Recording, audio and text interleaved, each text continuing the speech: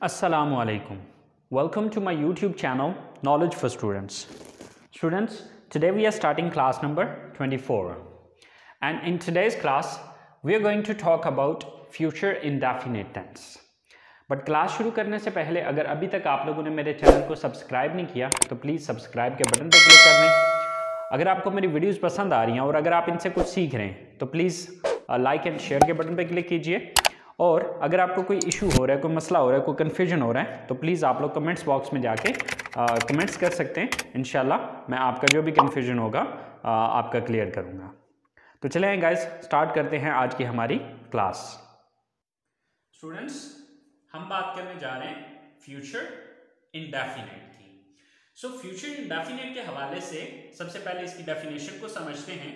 तो इसकी डेफिनेशन है आने वाले वक्त में आप जो कुछ भी करेंगे, आने वाले वक्त में आप जो कुछ भी करेंगे वो फ्यूचर इंडेफिनिट है। चाहे वो काम आप 5 मिनट बाद करेंगे, चाहे आप 10 दिन बाद करेंगे, चाहे आप 10 साल बाद करेंगे। ठीक है, बस इतना जहन में रखना है कि आने वाले वक्त में आप जो कुछ भी करेंगे, ठीक है, वो क्या है? Future indefinite. What is that? That is future indefinite tense. So whatever you will do in the future, that is called future indefinite. So अब उसकी उर्दू में पहचान क्या होगी? How will we identify that this is future indefinite tense? So at the end of Urdu sentences there is ga, gi, ge. Right Urdu जुमलों के आखिर में इसकी पहचान क्या होती है कि उर्दू जुमलों के आखिर में गा, गी, गे वगैरह आता है। लेकिन स्टूडेंट्स, आपने सिर्फ गा, गी, गे पे नहीं फोकस रखना, ठीक है, आपने साथ उसकी डेफिनेशन को भी मद्देनजर रखना है। देखिए, अब गा, गी, गे पे सिर्फ फोकस क्यों नहीं रखना? जैसे कि एक मैं छोटी सी मिसाल देता हूं कि मैं कहता हूं कि मैं 10 बजे जागा, ठीक है। अब 10 बजे जागा के एंड पे गा आ रहा है, ठीक है, तो इसका मतलब ये नहीं है कि ये फ्यूचर इंडेफिनिट है। स्टूडेंट्स, अगर आप इसका सेंस देखें तो ये तो पास्ट का सेंटेंस है, ठीक है, ये क्या है? ये तो पास्ट की बात हो रही है कि मैं 10 बजे जागा, राइट। तो अब सिर्फ गा, गी, गे पे फोकस नहीं रखना, साथ आपने उस डेफिनेशन को भी ज़हन में रखना है कि आने वाले वक्त में आप जो कुछ भी करेंगे, ठीक है, वो क्या है? फ्यूचर इंडेफिनिट है, ठीक है। जैसे कि मैं कॉलेज जाऊंगा, हम इंग्लिश सीखेंगे, हम शॉपिंग के लिए जाएंगे, कल 10 बजे हम वहां पहुंचेंगे। लाइक आने वाले वक्त में जो कुछ भी करेंगे, हम क्रिकेट खेलेंगे, हम ये करेंगे, हम वो करेंगे, हम ऐसे करेंगे, हम वैसे करेंगे। लाइक आने वाले वक्त में जितना भी जो कुछ भी आप करेंगे वो क्या है? आपका फ्यूचर इंडेफिनिट है, राइट। सो यहां तक बात होगी हमारी इसकी डेफिनेशन और इसकी पहचान की, ठीक है।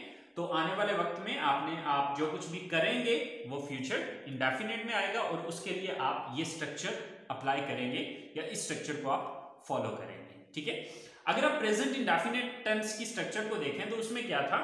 ये चीज आ रही थी, subject plus first form plus object, और ही शी इट के साथ हम एस या यस लगा रहे थे, ठीक है। अब हमने यहां पर डिफरेंस क्या किया है? सिर्फ यहां पे इतना हुआ कि यहां पर विल और शैल, ठीक है, ये दो हेल्पिंग वर्ब यहां पर यूज हो रहे हैं। सब्जेक्ट प्लस विल या शैल, इन दोनों में से कोई एक लगेगा, यानी कि ये दोनों नहीं लगेंगे बल्कि इन दोनों में से कोई एक लगेगा, या तो विल लगेगा या फिर शैल लगेगा, plus first form of the verb plus object and at the and full stop. अच्छा, अब विल या शैल, तो अब कंफ्यूजन ये होता है कि सर कहां पे शैल यूज करें और कहां पे विल करें। तो जो शैल का यूज है वो सिर्फ दो सब्जेक्ट के साथ होता है, ठीक है। वो दो सब्जेक्ट्स कौन कौन से हैं? आई और वी, इन दोनों के साथ शैल आएगा। बाकी इसके अलावा, यानी कि आई और वी के अलावा जो भी हैं, यू है, दे है, ही है, शी है, इट है, ठीक है, इन सब के साथ जो है विल आएगा, ठीक है। सिर्फ आई और वी के साथ शैल आएगा, बाकी इसके अलावा जितने भी सब्जेक्ट्स होंगे उन सब के साथ जो है वो शैल का इस्तेमाल किया जाएगा, ठीक है। तो चलें इसके कुछ 4 सेंटेंसेस मैंने बनाए, इनको इंग्लिश में ट्रांसलेट करके देखते हैं। जैसे कि मैं कल आपसे मिलूंगा, राइट। सबसे पहले हम देखेंगे सब्जेक्ट कौन है। तो सब्जेक्ट कौन है यहाँ पर? आई, मैं। तो मैं की इंग्लिश क्या है? आई। सो आई, देन आई के साथ क्या आता है, यानी कि विल और शैल में से चूज करना है, तो क्या आएगा? शैल। आई शैल, राइट। अच्छा, अब इसके बाद first form of the verb, यहां पे वर्ब क्या है? मिलना, मीट। आई शैल मीट, किससे मिलना है? You. I shall meet you, I shall meet you. कल, tomorrow. I shall meet you tomorrow, मैं कल आपसे मिलूंगा। अच्छा, यहां पर यह चीज याद रखिएगा, टाइम अगर किसी सेंटेंस में आ रहा हो तो टाइम को आप बिल्कुल स्टार्ट में भी लिख सकते हैं, बिल्कुल एंड पे भी लिख सकते हैं, लेकिन जुमले के बीच में या अंदर नहीं यूज करना, ठीक है। वक्त का जिक्र जब भी सेंटेंस में आ रहा हो, आप उसको या बिल्कुल स्टार्ट में लिखें या फिर सेंटेंस के बिल्कुल लास्ट पे लिखें, ठीक है। अब यही टुमारो आप शुरू में भी लगा सकते हैं, right. So tomorrow I shall meet you, right, या फिर I shall meet you tomorrow. So in both condition this is correct, right. So next sentence है हमारे पास, वो जनवरी में पाकिस्तान वापस आएंगे। सो सब्जेक्ट कौन है? वो, दे। अब चूंकि सब्जेक्ट दे है तो दे के साथ शैल नहीं आएगा बल्कि विल आएगा। They will, they will. Then first form of the verb, verb क्या है यहां पे? वापस आएंगे, यानी कि काम क्या करेंगे? वापस आएंगे। तो वापस आना की इंग्लिश क्या है? come back. So they will come back, they will come back. कहां आएंगे वापस? ऑब्जेक्ट क्या है? Pakistan, in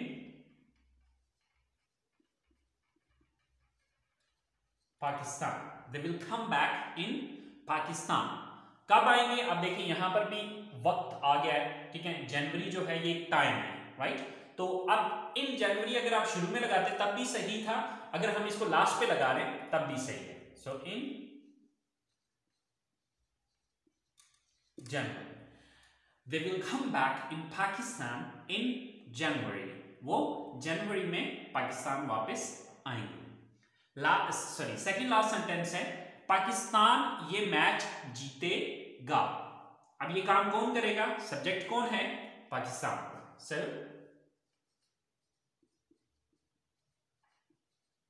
Pakistan, then will, वो क्या है यहां पे? जीतना, win. So Pakistan will win. क्या चीज जीतेगा? ये match, this match. So Pakistan will win this match. Pakistan ये मैच जीतेगा। लास्ट सेंटेंस है हमारे पास, हम अगले साल अपना बिजनेस शुरू करेंगे। So सब्जेक्ट कौन है? हम, we. देन we के साथ क्योंकि shall आएगा तो will shall दोनों में से चूज करना है, सो shall, we shall। वर्ब क्या है यहां पे? शुरू करना, स्टार्ट। वी शैल स्टार्ट, अपना बिजनेस शुरू, यानी कि क्या करना है? ऑब्जेक्ट क्या है? अपना business. We shall start our own business. अच्छा, आउन ना भी लगाए तो कोई बात नहीं, जस्ट अर भी लगा दिया तो सही है। अर business, We shall start a business. अगले साल, अब ये वक्त आ गया तो इसको लास्ट पे, तो अब नेक्स्ट ईयर जो है अगला साल, तो नेक्स्ट ईयर आप स्टार्ट में भी लगाते तब भी ये सेंटेंस सही था। सो we shall start our business next year. So we shall start our business next year, कि हम अगले साल अपना बिजनेस शुरू करेंगे।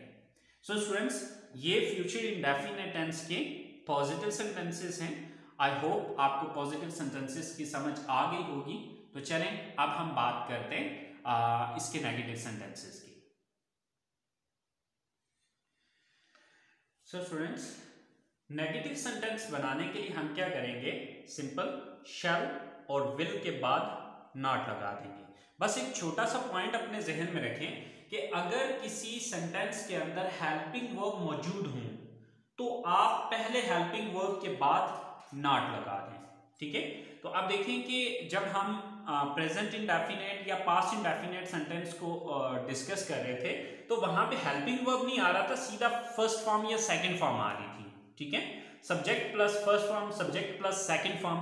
तो वहां पे फिर हमने क्या किया, डू नॉट, डज नॉट या फिर डिड नॉट लगाया था। लेकिन यहां पर डू नॉट या डज नॉट या डिड नॉट वगैरह नहीं लगेगा, क्योंकि यहां पर शैल और विल ऑलरेडी हमारे पास हेल्पिंग वर्ब मौजूद है, ठीक है। इस वजह से अब हम क्या करेंगे, शैल और विल के बाद नॉट लगा देंगे, plus first form plus object, यानी कि बाकी सारी स्ट्रक्चर वही है, फर्क सिर्फ इतना आया है कि शैल और विल के बाद हमने नॉट लगा दिया है, ठीक है। तो हमारे पास पहला सेंटेंस है नेगेटिव में, वो ये घर नहीं बेचेंगे। सो सब्जेक्ट कौन है, वो दे। देन क्योंकि दे के साथ शैल नहीं आएगा, विल आएगा, they will not, they will not। Verb क्या है, बेचना, sell, they will not sell। क्या चीज नहीं बेचेंगे, ये घर, this house, they will not sell this house। वो ये घर नहीं बेचेंगे। सेकंड सेंटेंस है, सोनिया आपको इस बारे में नहीं बताएगी। सो सब्जेक्ट कौन है, Sonia. Then will not, Sonia will not. Verb क्या, यहां पे काम कौन सा नहीं करेगी, बताएगी, चलो किसको, आपको। Sonia will not tell you, इस बारे में, about this. So, Sonia will not tell you about this। Sonia आपको इस बारे में नहीं बताएगी। थर्ड सेंटेंस है हमारे पास, वो हमारी मदद नहीं करेंगे। सो सब्जेक्ट कौन है, वो, they। Then will not। Then वो क्या है, मदद करना, help। They will not help। किसकी मदद नहीं करेंगे, हमारी। They will not help us। They will not help us। वो हमारी मदद नहीं करेंगे। लास्ट सेंटेंस है हमारे पास, मैं आज कॉलेज नहीं जाऊंगा। सो सब्जेक्ट कौन है, I। देन अब I के साथ shall आता है, I shall not, I shall not। Verb क्या है यहां पे, जाना, go। I shall not go। कहां जाने की बात हो रही है, to college। I shall not go to college। आज, today। So I shall not go to college today। This today can be used here as well। यही today जो है वो यहां पर भी यूज किया जा सकता है। So it's depend on you that you use it at the start or you use it at the end, okay। So in both condition this is correct, right। So I shall not go to college today, or today I shall not go to college। Both sentences are correct, okay। So these are your negative sentences। I hope so students you understand about the negative sentences, and let's talk about its interrogative sentences। And about interrogative sentences, you know better that how to make its interrogative sentences। तो students आपको already पता है कि आप interrogative कैसे बनाने हैं। अगर आपको मेरा वो रूल याद हो तो आप आसानी के साथ इसका इंट्रोगेटिव बना सकते हैं। अब रूल क्या था, मैं दोबारा से बता देता हूँ। वो रूल ये था कि आपने ये देखना है कि नेगेटिव बनाते हुए किस लफ्ज के बाद आपने नॉट लगाया था। जिस लफ्ज के बाद आपने नॉट लगाया था उसी लफ्ज को उठा के सेंटेंस के शुरू में ले आए, ठीक है, तो वो इंट्रोगेटिव बन जाएगा। तो आप देखिए यहाँ पे हमने शैल और विल के बाद नॉट लगाया था, तो यही शैल और विल सेंटेंस के शुरू में आ जाएंगे तो ये इंट्रोगेटिव सेंटेंस बन जाएगा। तो चलिए देखते हैं इसके interrogative sentences. So students, interrogative sentences बनाने के लिए स्ट्रक्चर जो है वह first of all subject shall या will plus subject plus first form of the verb plus object and at the end there is a question mark. So हमारा सबसे पहला सेंटेंस है, क्या आप आज खरीदो फरोख्त के लिए जाओगे, यानी कि क्या आप आज शॉपिंग के लिए जाओगे। सो आप चूंकि सब्जेक्ट यू आ रहा है तो यू के साथ विल आता है, will then subject you, then verb क्या है, जाना, गो, विल यू गो। कहां जाने की बात हो रही है, खरीदो फरोख्त के लिए, for shopping, will you go for shopping. अच्छा, फॉर ना भी लगाएं तो देन तब भी ये सेंटेंस हमारा सही है। Will you go shopping, will you go shopping, आज, today, will you go shopping today, क्या आज आप शॉपिंग के लिए जाओगे। इसी तरह से सेकंड सेंटेंस है, वो कब अपना काम मुकम्मल करेंगे। अच्छा, अब यहां पर आपने ये चीज याद रखनी है कि कब जो है ये क्या है, ये एक क्वेश्चन वर्ड है। तो क्वेश्चन वर्ड वाले सेंटेंस का मैंने आपको क्या बताया था कि इसी स्ट्रक्चर के शुरू में सबसे पहले क्वेश्चन वर्ड की इंग्लिश लिखें, बाकी सारी स्ट्रक्चर यही रहेगी। तो वही चीज अभी हम करने जा रहे हैं कि कब जो है ये क्वेश्चन वर्ड है तो कब की इंग्लिश सबसे पहले आएगी, व्हेन, ठीक है। अब सब्जेक्ट कौन है, दे, तो अब दे के साथ विल आएगा तो पहले विल लगाना है, व्हेन विल, देन सब्जेक्ट कौन है, वो, दे, व्हेन विल दे। वर्ब क्या है यहां पे, मुकम्मल करना, complete, when will they complete अपना काम, देयर टास्क,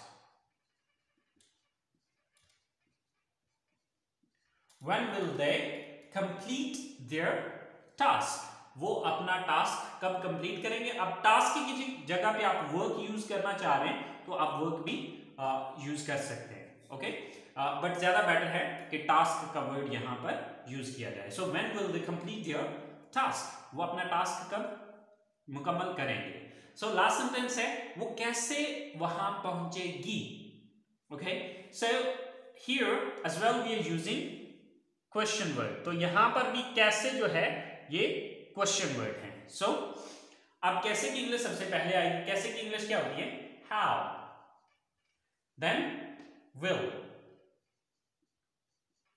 सब्जेक्ट कौन है, शी, यानी कि वो एक लड़की है ना, वो कैसे वहां पहुंचेगी, तो वो एक लड़की है। सो how will she, how will she. अब वर्ब क्या है यहां पे, काम क्या है, पहुंचना, रीच। अब रीच की जगह अगर आप अराइव का वर्ड यूज करना चाह रहे हैं, so that's also fine, right. Sir how will she reach, कहां पहुंचने की बात हो रही है, वहां, there. So how will she reach there, वो वहां पर कैसे पहुंचेगी। So students, these are interrogative sentences. So students, if you understand this structure, so by using this structure you can make thousands of sentences by yourself. Just the main thing is that you have to understand this structure.